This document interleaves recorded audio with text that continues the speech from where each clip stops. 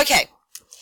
Okay, so here we are doing the triangle side angle side congruency statements. All right, so when we are looking at a triangle like this, first of all, just as with the others, we look at our given information and see where we need to go. So I'm being told that AB is congruent to CB.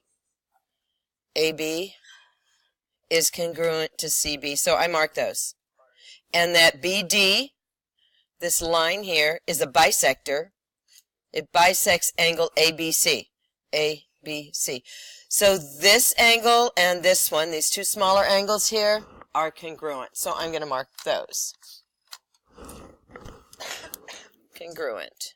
So I can just put one line across there because it hits both of them and they're both congruent to each other. And I have to prove that triangle ABD, so this top triangle is congruent to the one on the bottom, CBD.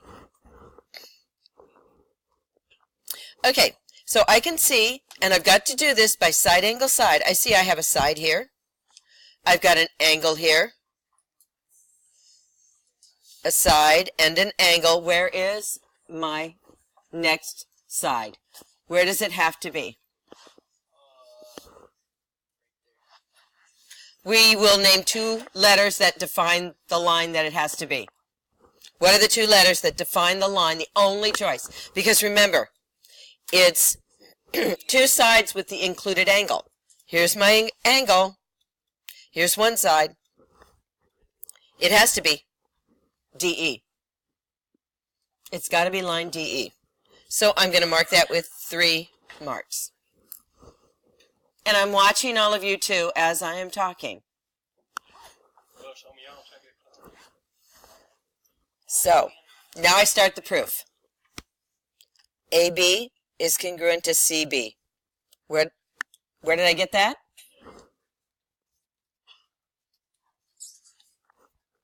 BD bisects angle ABC. Where did I get that? Also given. Now, I'm stating that angle ABD is congruent to angle CBD. Why can I state that?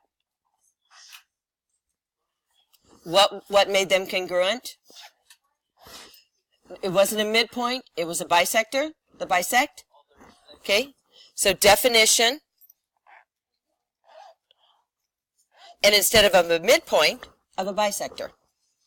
Definition of bisector.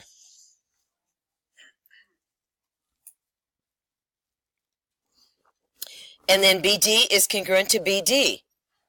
Why can I state that? Very good. Reflexive property.